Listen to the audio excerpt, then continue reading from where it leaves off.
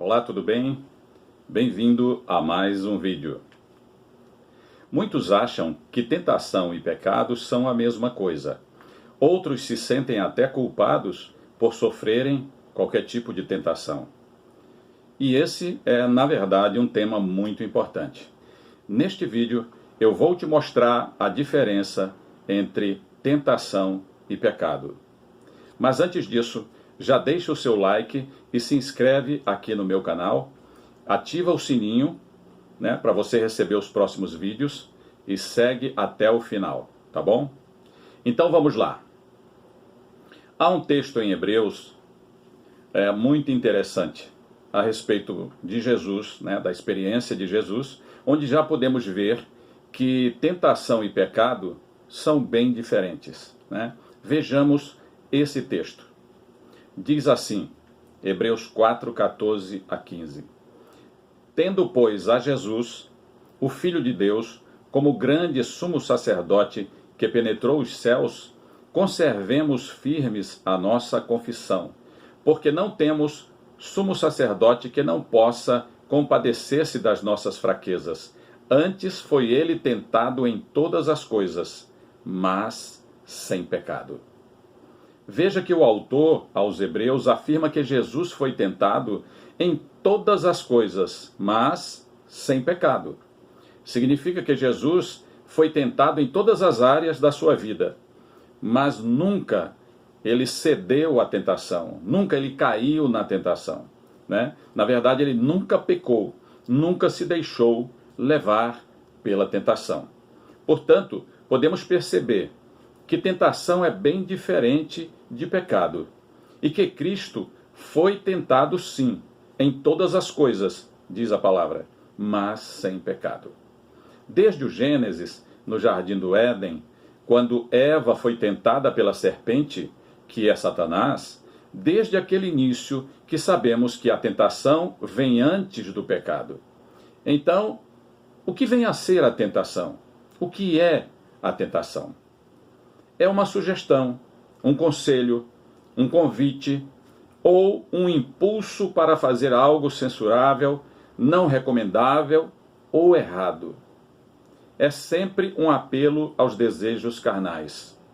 A tentação não é um pecado em si, mas um convite ou um impulso para a prática do pecado.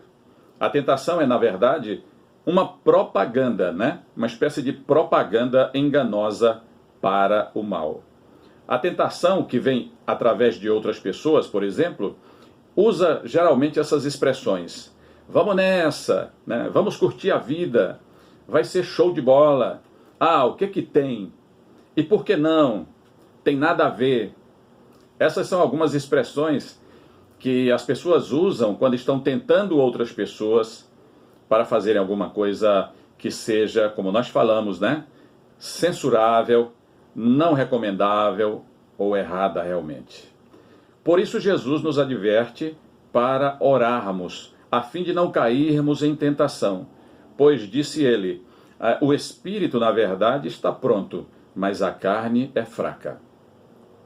Por isso também o Senhor incluiu esse tema da tentação na própria oração que ele ensinou, que é conhecida como a oração do Pai Nosso. Ele disse que devemos orar assim: e não nos deixes cair em tentação, mas livra-nos do mal.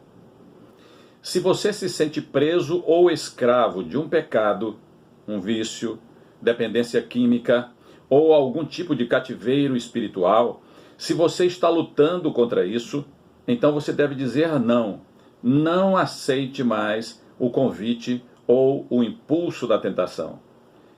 Se algum ou alguns dos seus amigos da bagunça, amigos do pecado, te chamarem novamente, diga estou ocupado ou estou ocupada. Mesmo que você, na verdade, não esteja fazendo nada naquele momento, mas você deve responder estou ocupado. Por que você deve responder assim? Por que eu estou sugerindo isso? Porque você agora não está mais na agenda deles, nos esquemas ou na programação deles. Agora você está numa nova agenda, a agenda do bem, a agenda de santidade, a agenda de Deus. Então responda sempre, Não vai dar, estou ocupado ou estou ocupada. E afaste-se da tentação. Mas cabe ainda a pergunta: como que acontece a tentação? Como é que a tentação funciona em nós, já que todos nós somos tentados? A Bíblia diz que cada um é tentado pela sua própria cobiça, né? Não é Deus que tenta a gente.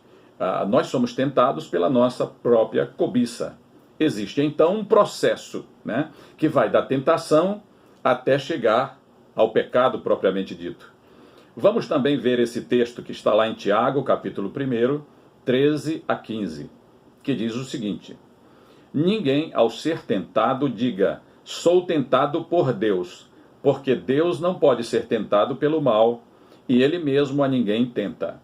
Ao contrário, cada um é tentado pela sua própria cobiça, quando esta o atrai e seduz. Então a cobiça, depois de haver concebido, dá à luz o pecado, e o pecado, uma vez consumado, gera a morte. Por isso a palavra de Deus nos adverte a andar no Espírito e jamais satisfazer as cobiças ou concupiscências da carne. Jamais. E qual deve ser a nossa postura diante da tentação? Primeiramente, nós devemos orar. Devemos estar sempre em oração a Deus, pedindo para que Ele não nos deixe cair em tentação. Em segundo lugar, nós devemos sair rapidamente daquela circunstância, ou momento, ou lugar, ou ocasião daquela tentação. Mas ainda há outro ponto importante, e é que Deus não permite que sejamos tentados além das nossas forças, mas junto com a tentação, Ele sempre nos dá um escape, uma forma de sair da situação, de escapar daquela situação de tentação. Vejamos ainda esse texto que está em 1 Coríntios, capítulo 10, verso 13. Diz assim: não vos sobreveio tentação que não fosse humana, mas Deus é fiel e não permitirá que sejais tentados além das vossas forças. Pelo contrário, juntamente com a tentação, vos proverá livramento, de sorte que a possais suportar. O que é que a palavra de Deus está dizendo? Que você e eu podemos vencer a tentação, orando para não cair em tentação e principalmente escapando, aproveitando o escape, a oportunidade de sair da situação ou circunstância daquela tentação. Portanto, fiquemos atentos, tenhamos uma vida cuidadosa. Devemos pedir a Deus para não nos deixar cair em tentação todos os dias e, principalmente, devemos evitar conversas, pessoas, situações ou lugares que favoreçam a tentação, porque até Jesus foi tentado em todas as coisas, mas sem pecado. Se você gostou desse vídeo, não deixa de clicar aí embaixo o teu gostei, o teu like e compartilha com os teus amigos. E que Deus te abençoe e até o próximo.